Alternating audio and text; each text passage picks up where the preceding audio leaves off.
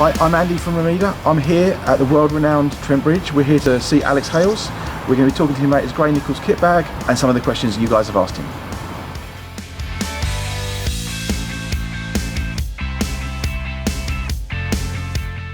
I'm here with Alex Hales, England Nottinghamshire player. Nice to meet you, Alex. Nice to meet you. We're here to talk about the grey Nicolls kit that Alex uses. Starting off with the bats, Alex. What do you look for in a bat? I'll be honest, I'm not too much of a fussy bat kind of guy. A lot of the guys are around international cricket and county cricket. As long as the sort of weight and feels generally pretty consistent, I'm not too fussed about stuff like grains and what it looks like. To a certain extent, I'm sort of more of a believer of you never quite know how good a bat is until you actually go out and use it. So I'm not too fussed on what they look like, but it's sort of weights sort of between 210 and 211, and the pickups around the same. I tend to have slightly lower middle than most people. Okay. Being a taller batter. I sometimes vary where I like the middle, depending on where we're playing in the world. So if we're off to play in Asia, probably tend to have a slightly lower middle with the lower bounce. If you go off to maybe South Africa or Australia, a slightly higher one just to compensate for that bounce. So yeah, I'm not too fussy with what I have. Just a long pickup and weight. Now, when you've been playing for England, so a couple of times I've been to see you and you've changed your bat in the middle of an innings, and it hasn't looked like there's anything wrong with the bat. Have you changed that for the game situation? No, it would literally probably been just a small break in the toe or something. No, I tend to try and use the same bat throughout the innings. There's no really particular reason for changing unless the handle's gone maybe or something's broken. Yeah. Okay. When Gray's releasing new range, do they give you a choice of what shape you get, or do they just give you, or you get whatever they give you? No, I choose my shape basically. I've had pretty much the same shape of bat throughout my whole career. The odd tinker here and there just as to where the middle is, but the general shape of the bat I try and keep pretty consistent throughout, and hopefully keep that going forward. Okay, when we're looking again at pieces of kit, you've obviously got the gloves. About how many sets of gloves will you take on tour with you when you're going abroad? Quite a lot, to be fair. You think we're training so much. If you go away for maybe 4 to 6 weeks, you'll think you're training pretty much every day and playing. If you go to sweaty places, particularly places like Sri Lanka, India, Australia gets hot as well. But I probably look to take maybe between 8 and 10 pairs of gloves. It saves sort of having to order pairs throughout the middle of the tour, and having to rely on post and stuff like that. So I try and take as many pairs as I can fit in my kit bag, really, because I'm quite a sweaty bloke as well. So if you think you're training 2 or 3 hours a day, it's the gloves can get worn down quite quickly. So I try and take as many as I can. And do you have net gloves, or do you have match gloves, and do you sort of pair them up, or?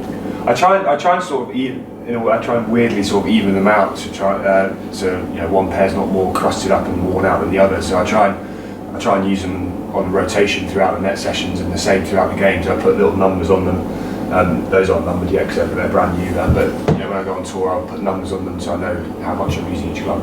Pads the same, or are you much lighter user on pads? No, just one pair of pads usually gets you through the whole trip, and probably most of summer as well. The only time they might split occasionally there through if you spend a bit of time at the crease on the rare occasion.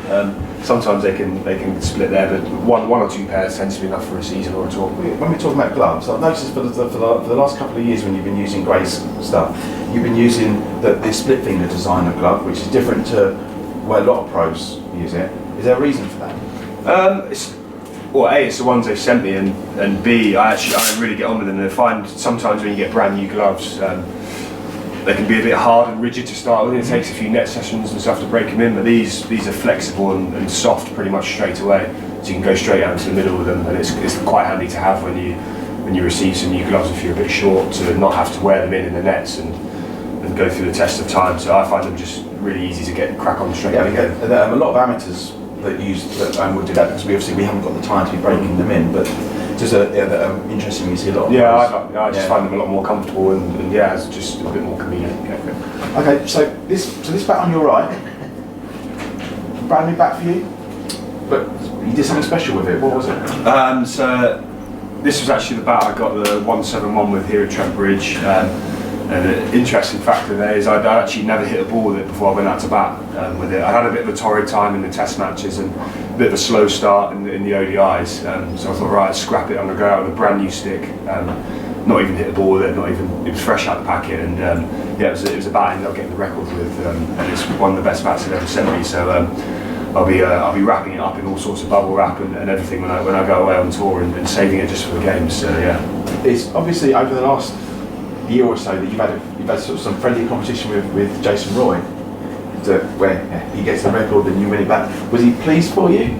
Yeah, we're very fortunate. We've got a partnership where we just love each other's success. Since we've done it for about a year and a half now together, and we've really relished in it and enjoyed playing alongside each other. I think we complement each other very well, and what we've got going at the top of the order is hopefully something to build on for the next couple of years. So that's us talking about your kit.